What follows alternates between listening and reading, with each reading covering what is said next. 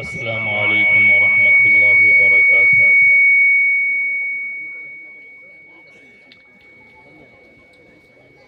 الحمد للہ نحمده ونستعینه ونستغفره ونؤمن به ونتوکل علیہ ونعوذ باللہ من شرور انفسنا ومن سیئات اعمالنا، من يهده الله فلا مضل له ومن يضلله فلا هادي له، ونشهد أن لا إله إلا الله وحده لا شريك له، ونشهد أن سيدنا ومولانا محمدا عبده ورسوله، أما بعد. أعوذ بالله من الشيطان الرجيم، بسم الله الرحمن الرحيم. وإذا بشر أحدهم بالأنثى ظل وجهه مسودا وهو كظيم يتوارى من القوم من سوء ما بشر به أيمسكه على هون أم يدسه في التراب. صدق الله العظيم وصدق رسوله النبي الكريم. میرے محترم، قبل اس کے کہ میں آپ کے سامنے اپنی بات کو شروع کروں، میں مناسب اور بہتر سمجھتا ہوں کہ ہم نے اور آپ نے نبی کے نام پر، دین کے نام پر جو یہ محفل سجائی ہے، تو اللہ کا واسطہ دیتا ہوں کہ اس نبی کی محفل کی ادب کی رعایت کرتے ہوئے اگر مل کر بیٹھ جائیں، کھلے آسمان تلے ادھر لوگ بیٹھے ہوئے ہیں، کرسی لے کر اگر سامنے مل کر بیٹھ جائیں، ٹھنڈ کا موسم ہے، بہت زیادہ گرمی بھی نہیں ہے، جتنے دیر آپ بشاشت سے سن سکیں گے انشاءاللہ اتنی ہی دیر بات ہوگی. آسمان تلے بیٹھے ہیں، آپ ہی کو نقصان ہوگا، آپ سائے کے اندر آ جائیں، بیٹھ جائیں کچھ دیر کے لیے. میرے محترم، میں سمجھتا ہوں کہ بہت دیر سے آپ بیٹھے ہوئے ہیں. آ جائے بھائی، آ جائے، یہ لوگ بیٹھے، آپ لوگ اور آگے آ جائیں، کرسی والے.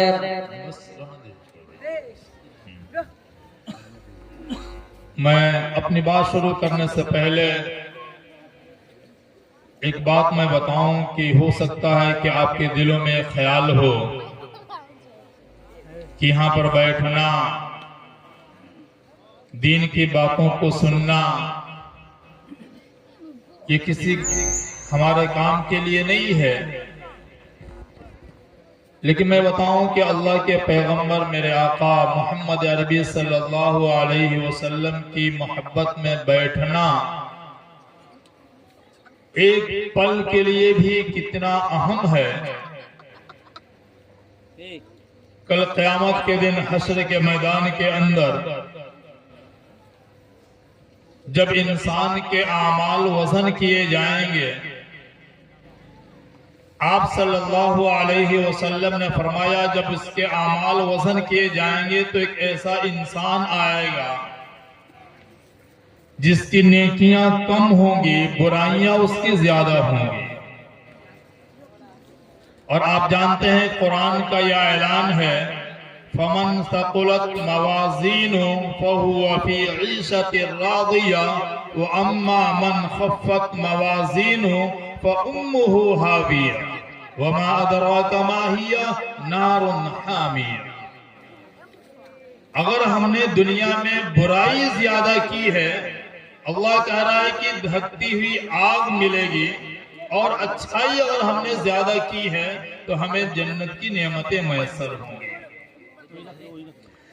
جب اس انسان کے اعمال وزن کیے جائیں گے تو اس کی اچھائیاں کم ہو جائیں گی، سامنے جہنم نظر آئے گی وہ انسان بالکل کانپ اٹھے گا اور بدحواسی کے عالم میں بھاگ رہا ہوگا کہ اچانک اس کی نظر سرکار دو عالم امام الانبیاء محمد عربی صلی اللہ علیہ وسلم پہ پڑے گی. آپ صلی اللہ علیہ وسلم کہیں گے کہ کہاں کیوں اتنے بدحواسی کے عالم میں بھگ رہے؟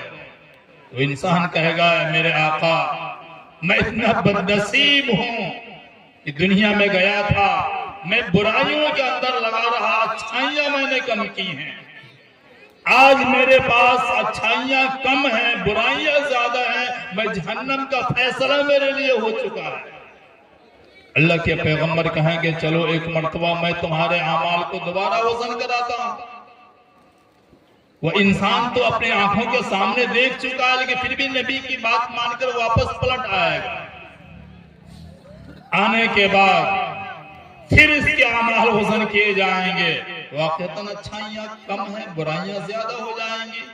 مایوسی کے عالم میں سرکار دو عالم صلی اللہ علیہ وسلم کے چہرے انور کو دیکھے گا اور کہے گا یا رسول اللہ کیا میں نے نہیں کہا تھا کہ میری برائیاں زیادہ ہیں اچھائیاں کم ہیں میں برباد ہو چکا ہوں جہنم میں گرنے والا ہوں. اللہ کے پیغمبر ایک کاغذ کا ٹکڑا نکالیں گے اور اس کی نیکیوں کے پلڑے میں رکھ دیں گے. جیسے اللہ کے پیغمبر یہ ٹکڑا رکھیں گے اس کی نیکیوں کے پلڑا جھک جائے گا زمین پہ بیٹھ جائے گا. خوشی کے مارے اس کے چہرہ تمتما اٹھے گا کہے گا یا رسول اللہ کون ایسی نیکی میری تھی جو آپ نے رکھا تھا اپنے پاس اور اس ایک نیکی کی وجہ سے میری نیکیوں کا اعمال میری نیکیوں کا وزن اتنا بڑھ گیا. اللہ کے پیغمبر کہیں گے کہ تمہارا ایک احسان تھا میرے اوپر اس احسان کا بدلہ میں تمہیں چکانا چاہ رہا تھا. وہ کہے گا یا رسول اللہ میں ایک حقیر گنہگار امتی آپ نبیوں کے امام اور میں آپ پر کیسے احسان کر سکتا ہوں کیسا یہ احسان تھا. اللہ کے پیغمبر کہیں گے تم اپنی زندگی میں کہیں پہ بیٹھے ہوئے تھے جہاں پہ میرا تذکرہ ہو رہا تھا بار بار میرا نام لیا جا رہا تھا اور جب بھی میرا نام آتا تمہارے زبان پہ درود آ جاتا یہاں تک کہ بار بار سننے کی وجہ سے تمہارے دل میں میری محبت ایسی پیدا ہوئی اس محبت میں ڈوب کر تم نے جو درود پڑھا فرشتے جب وہ درود لے کر آئے میں نے کہا یہ درود میں تمہاری اپنے پاس میں رکھ لیا کرتا ہوں تاکہ کل قیامت میں تمہیں کوئی پریشانی ہو تو تمہارے اس احسان کا بدلہ دے سکے. سبحان اللہ. ایک پل نبی کی محبت میں گزر جائے انسان کی بخشش اور مغفرت کا ذریعہ اور سبب بن سکتا ہے. یقیناً بہت دیر سے ہم اور آپ بیٹھے ہوئے ہیں لیکن آپ مایوس نہ ہوں انشاءاللہ اللہ کس پل کو قبول کر لے ہم میں سے کوئی نہیں جانتا ہے. بہرحال اب میں چاہتا ہوں کہ ایک مرتبہ درود شریف پڑھ لیا جائے پھر میں اپنی بات کو شروع کروں. پڑھیے اللہم صلی علی سیدنا شفیعنا حبیبنا مولانا محمد مبارک وسلم کما تحب و ترضى عدد ما تحب و ترضى صلی اللہ علیہ وسلم. میں اپنی بات کی شروعات اس عظیم ہستی جسے عورت کہتے ہیں میں شروع کرنا چاہتا ہوں کہ عورت کا مقام اس سماج میں عورت کا کردار کیا ہے. میں بہت مختصر طور پہ اس پر روشنی ڈالنے کی کوشش کروں گا. میرے محترم اللہ کے پیغمبر میرے آقا محمد عربی صلی اللہ علیہ وسلم کے آنے سے پہلے اس عورت ذات کے ساتھ اتنا غلط سلوک ہوتا تھا کہ قرآن خود بیان کرتا ہے وَإِذَا بُشِّرَ أَحَدُهُمْ بِالْأُنْثَى اگر کسی انسان کو یہ کہا جاتا کہ آپ کے گھر میں کوئی بیٹی پیدا ہوئی ہے ظل وجہہ مسودہ تاریک بالکل کالا اس کا چہرہ ہو جاتا یتوارا من القوم من سوء ما بشر بہ پھر وہ اپنے قوم سماج سے چھپتا تھا کہ کس منہ سے میں لوگوں کا سامنا کروں گا کہ میں کسی بیٹی کا باپ ہوں. قرآن کہتا اَيُمْسِكُهُ عَلَى هُونٍ أَمْ يَدُسُّهُ فِي التُّرَابِ. پھر اس سماج اور معاشرے کے دباؤ میں آ کر یہ فیصلہ کرتا تھا کہ میں اپنی بیٹی کو اپنے ہاتھوں سے لے جا کے زندہ زمین میں گاڑ دوں اور دفن کر دیا کرتا تھا. لیکن اسی دور میں اللہ کے پیغمبر میرے آقا محمد عربی صلی اللہ علیہ وسلم تشریف لائے اور آپ نے آ کر لوگوں کو سمجھایا کہ عورت ذات ایسی ہے جسے تم دفن کر دیتے ہو. بیٹی کا باپ بننا تمہیں دشوار لگتا ہے, تم سماج سے شرم کرتے ہو. اللہ کے پیغمبر نے فرمایا جانتے ہو یہ عورتوں کا مقام کیا ہے؟ اللہ کے پیغمبر کہتے ہیں من ابتلی من هذه البنات بشيء فاحسن الیہن کن له سترا من النار. اللہ کے پیغمبر کہتے ہیں اگر اللہ کسی کو بیٹی دے اور وہ انسان بیٹی کے ساتھ اچھا سلوک کرے, بیٹا اور بیٹی میں فرق نہ کرے. اللہ کے پیغمبر کہتے ہیں کل قیامت کے دن حشر کے میدان کے اندر اس انسان کی نیکیاں کم ہوں گی, جہنم کا فیصلہ ہو جائے گا, یہ بیٹی آ جائے گی کن لہ سترا من النار, اور اللہ کے سامنے کھڑے ہو کر کہے گی میرے مولا میں یہ باپ میرا جانتا تھا کہ میں اس کا سہارا نہیں بن سکتی ہوں, پھر بھی میری تربیت اس نے کی, میری پرورش کی, اے میرے مولا میں شفاعت کرتی ہوں کہ اسے جہنم سے بچا لیا جائے. اللہ کے پیغمبر کہتے ہیں کن لہ سترا من النار, وہ ڈھال بن جائے گی اور باپ کو جہنم میں گرنے سے بچا لے گی.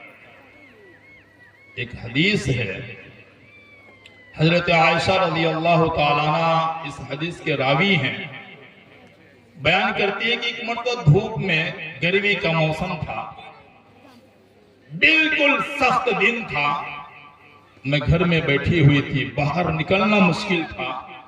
اتنے میں ایک عورت آئی اور اس عورت کے ساتھ 2 معصوم بچیاں تھیں.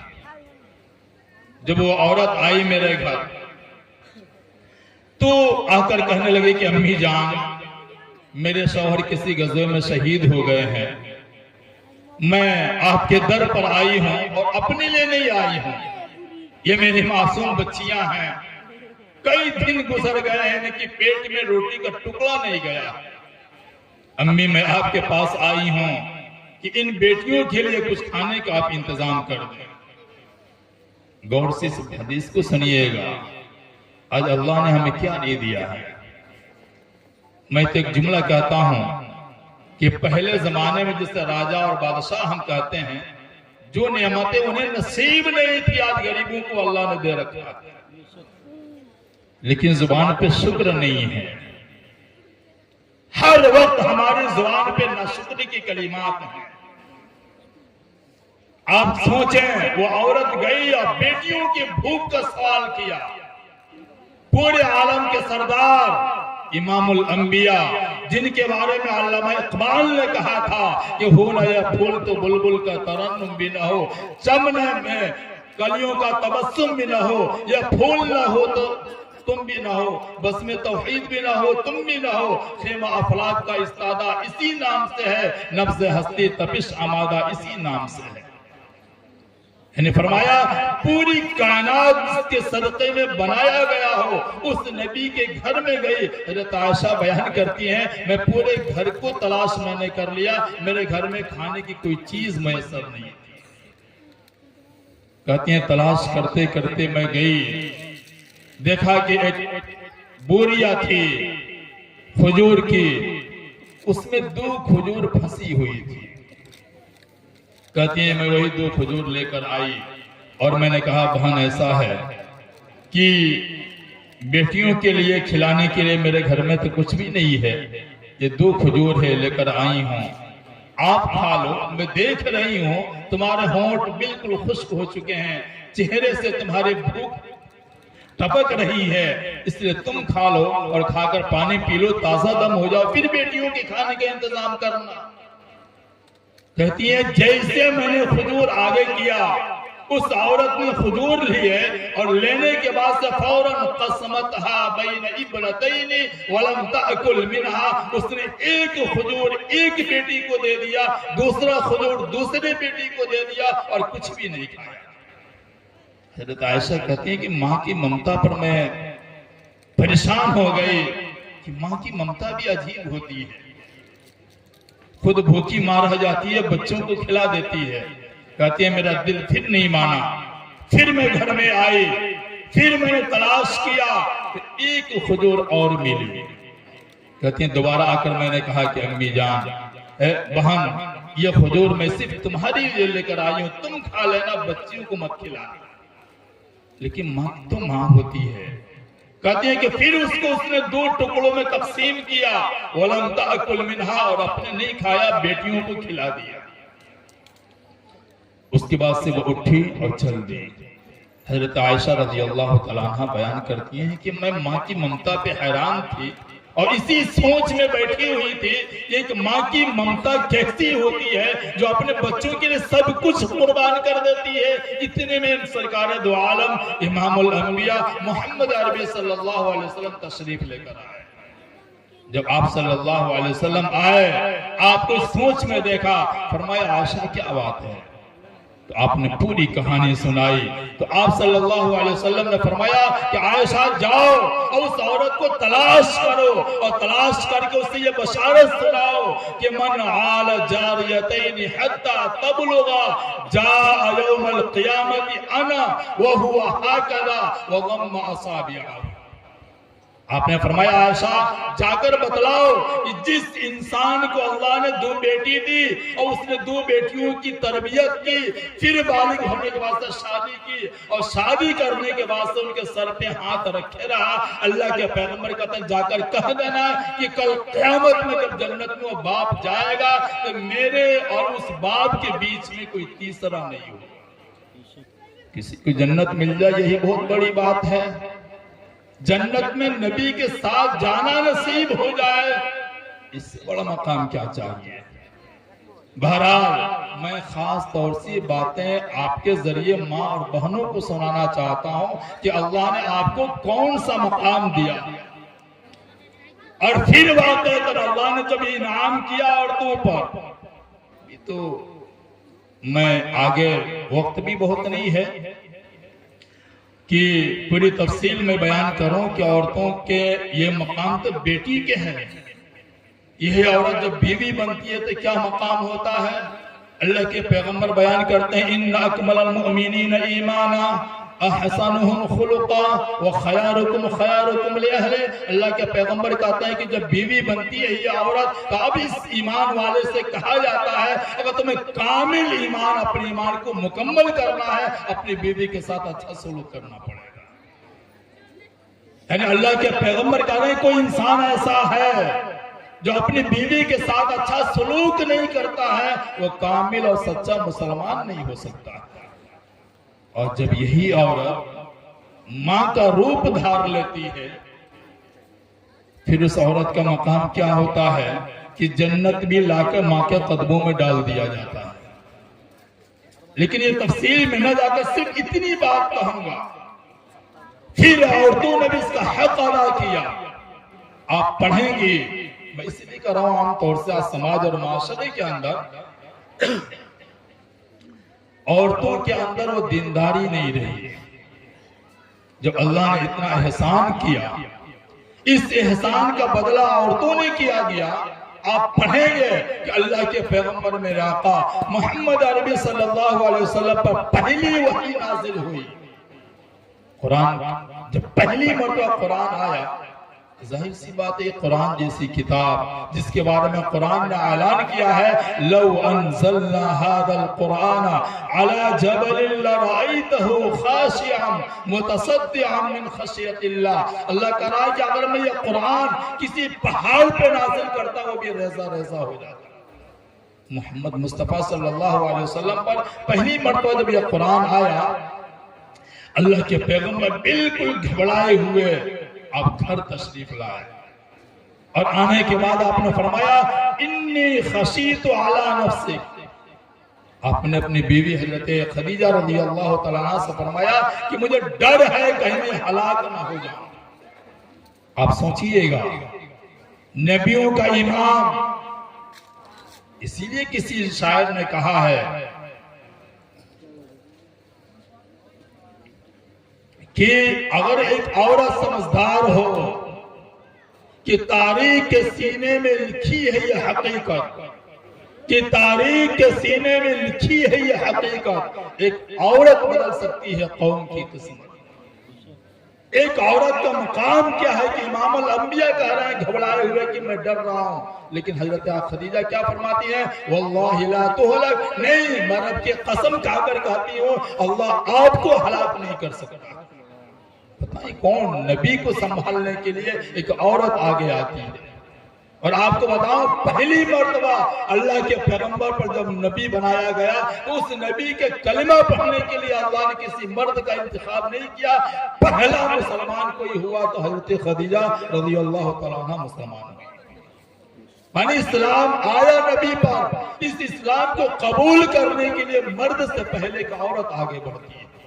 اور آگے بتاؤں آپ سے، اس اسلام کو پھیلانے کے لیے جب دولت کی بات آئی تو کسی مرد کا مال نہیں خرچ ہوا، بلکہ سب سے بڑی مالدار حضرت خدیجہ رضی اللہ تعالیٰ عنہ تھی۔ انہوں نے اپنی پوری دولت لا کے نبی کے قدموں میں ڈال دیا، کہا یا رسول اللہ یہ میری دولت آپ پہ قربان ہے، اس اسلام کی سیچنے کے لیے آپ میری دولت کو قبول فرمائیں۔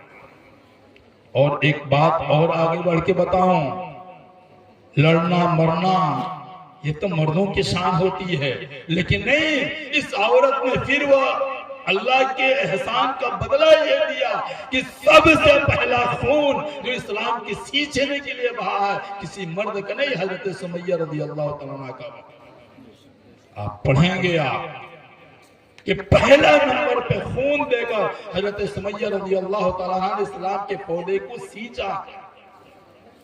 یہ مقام تھا عورتوں کا، جو عورتیں ایسی تھیں، پھر اللہ رب العزت نے اس معاشرے میں، سماج میں اللہ نے نیک بچوں کو بھی پیدا کیا۔ لیکن آج عام طور سے جو سماج کی بات آتی ہے اس میں سب سے پہلی کڑی جو ہے کہ ہم نے عورتوں کی تربیت اور تعلیم کو چھوڑ دیا۔ آپ جانتے ہیں بارش جب ہوتی ہے، آسمان سے بارش کے قطرے جب گرتے ہیں تو سمندر میں سیپ ہوتی ہے، اگر کوئی قطرہ اس سیپ کے اندر چلا جاتا ہے تو موتی بنتا ہے، اور کسی سانپ کے منہ میں چلا جاتا ہے تو وہی زہر بنتا ہے۔ بات سمجھ رہے ہیں کہ نہیں سمجھ رہے ہیں؟ بارش ایک ہے، بارش کا قطرہ ایک ہے، آگوش بدل گئی، تربیت بدل گئی، جگہ بدل گئی، ایک زہر بنتا ہے، ایک دنیا کی سب سے قیمتی چیز موتی بنتا ہے۔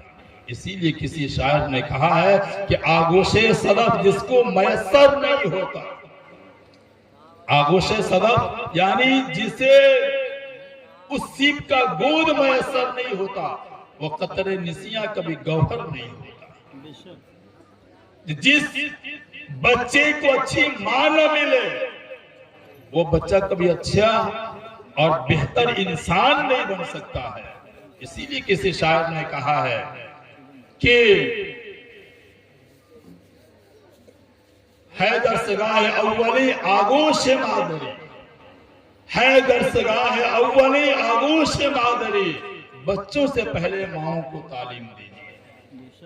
لہذا پوری میری بات کا نچوڑ یہ تھا کہ نوجوانوں کی اصلاح سے پہلے اپنی بیٹیوں کی اصلاح کرنا، اپنے ماں اور بہنوں کی تربیت کرنا، یہ بھی ایک مرد کی ذمہ داری ہوا کرتی ہے۔ عام طور سے بیٹیوں کی تعلیم سے ہم نے نظر انداز کیا اور ان کی تعلیم پہ ہم نے اہمیت نہیں دی، جس کا نتیجہ یہ ہوا کہ ہمیں پھر زہریلے انسان ملے، موتی جیسا کوئی چمکتا ہوا ہیرا نصیب نہیں ہوا۔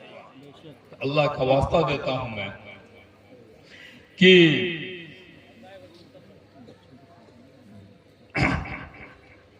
پہلے نمبر پہ تو میں نے بات کہی کہ عورتوں کے کردار کے اعتبار سے کہ عورتوں کا اللہ نے اتنا بڑا مقام دیا ہے، تو اب ان کی بھی ذمہ داری یہ ہے کہ اپنے حقوق کو پہچانیں اور پھر اپنے کردار جو پہلے زمانے کے صحابیات نے ادا کی ہے اسی اعتبار سے آج بھی زمانہ بدلے گا عورتوں کے اگر انقلاب عورتوں میں پیدا ہوا تو۔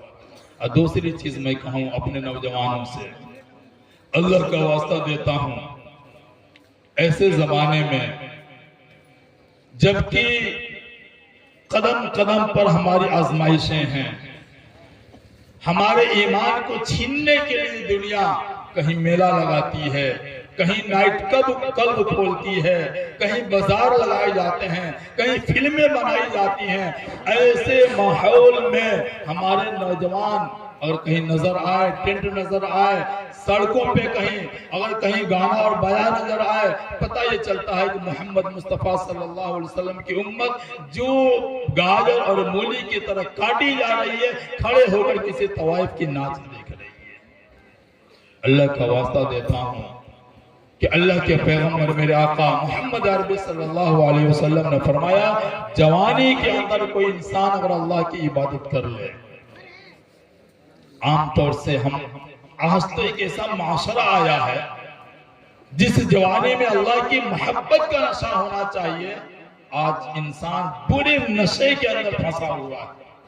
آپ سے بتاؤں میں نشہ ایک ایسی بڑھتا ہوا ایسا رجحان ہے ہمارے جوانوں کے اندر کہ پورے خاندان، پورے قبیلے، پورے گھر کو برباد کر رہا ہے۔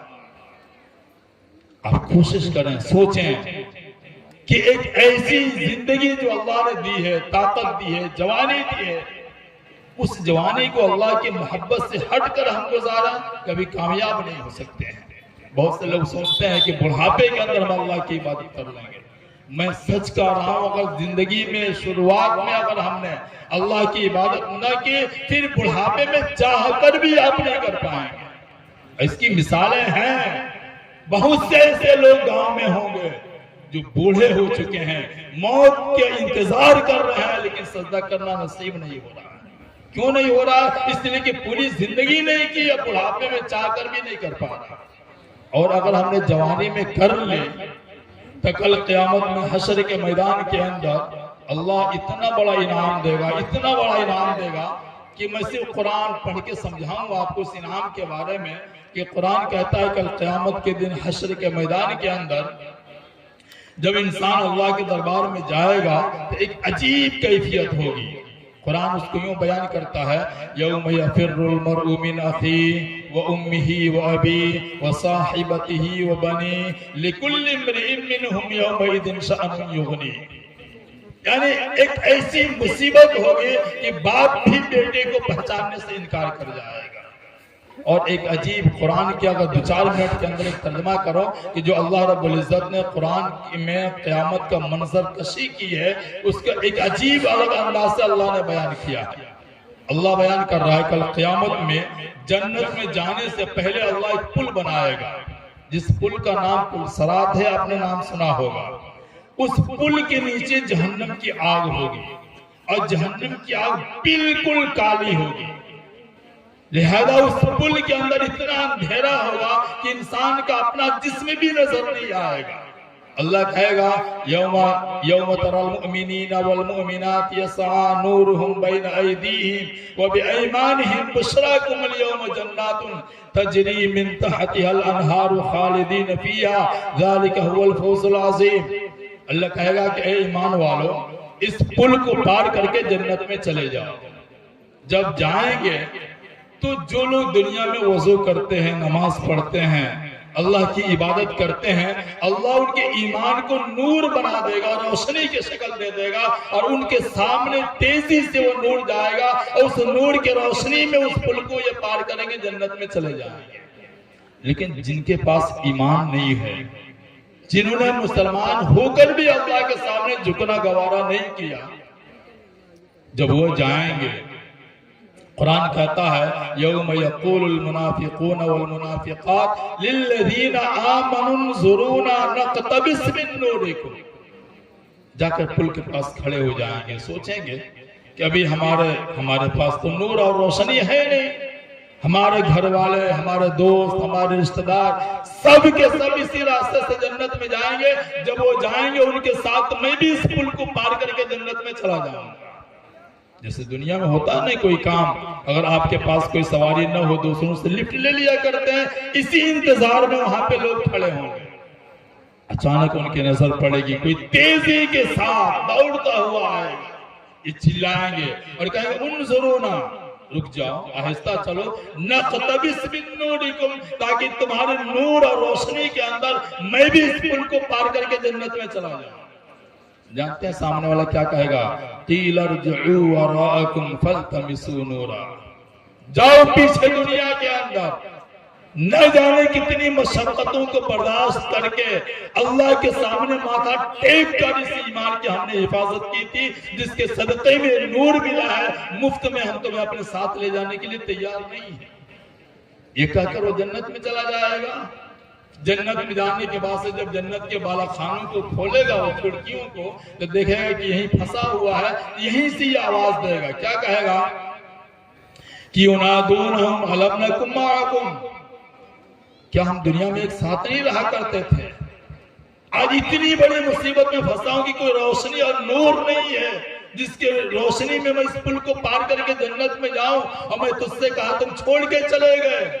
جانتے ہیں کیا کہے گا؟ قالوا بلا ولکنکم فتنتم انفسکم وتربصتم وارتبتم.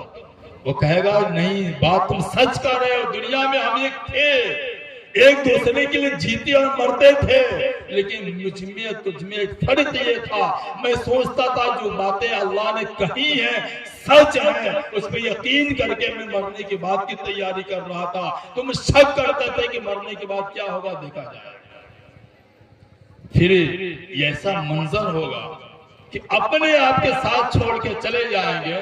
اس دن کے بارے میں اللہ بیان کرتا ہے کہ اللہ رب العزت اعلان کرے گا کہ ایک ایسا انسان جو جوانی کے اندر اللہ کی عبادت کرتا ہے، اس انسان کو اس بھیڑ سے نکال کر میرے عرش کے نیچے آپ جگہ دے دیجیے. اب بتائیں، ایک مثال دوں. دنیا میں کبھی کبھی کسی کام کے لیے نمبر لگے ہوں، لائن لگی ہوں، آپ بھی لائن میں کھڑے ہوں، پریشان ہوں دھوپ میں، اچانک کوئی آئے اور آپ کے پہچان کا نکل جائے، آپ کا ہاتھ پکڑے، کہے چلیے میں آپ کا کام ابھی کرا دیتا ہوں. آپ بتائیں کتنا فخر کے ساتھ جائیں گے کہ میری تو پہنچ وہاں تک کہ میرا کام بغیر لائن کے ہو جائے گا. ہوگا کہ نہیں ہوگا؟ اللہ یہی کہا رہا ہے، اگر جوانی کے اندر اگر آپ نے اللہ کی عبادت کی، اللہ کے حرام کی ہوئی چیزوں کو آپ نے چھوڑ دیا، اللہ کے حکم میں اپنی زندگی جوانی گزار لے، اللہ آپ کو اس بھیڑ سے الگ نکال دے گا اور کہے گا کہ آپ کو پریشان ہونے کی ضرورت نہیں ہے، یہ حساب کتاب میں پھنسنے کی ضرورت نہیں ہے.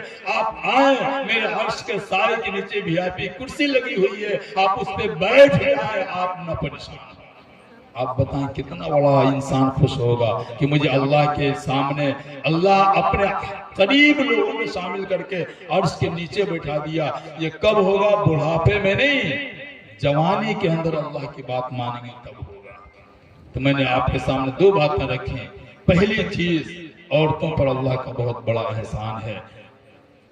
عزت سے زندگی جینے کا حق اللہ کے نبی صلی اللہ علیہ وسلم نے عورتوں کو دیا ہے. لہذا چاہیے کہ وہ اس احسان کا حق ادا کریں اور دین کو سیکھیں، اور اپنے بچوں تک وہ دیندار ہوں گے، ان کی نسلیں بھی انشاءاللہ دیندار ہوں گے. اور جوانوں سے کہوں گا کہ اللہ نے جوانی دی ہے، یہ طاقت دی ہے، آپ غلط راستوں میں نہ جا کر آپ سیکھیں کہ نبی کے زندگی کے اوپر کیسے زندگی گزاری جائے، پھر اس زندگی کو پھیلانے کی کوشش کریں. یہی ہمارے اور آپ کی کامیابی ہے. انشاءاللہ ان باتوں پہ عمل کریں گے، ہمارے اس سماج اور معاشرے کے اندر بھی کامیابی ہوگی، اور خود اللہ ہمارے دلوں کے اندر بھی سکون اور اطمینان بھر دے گا.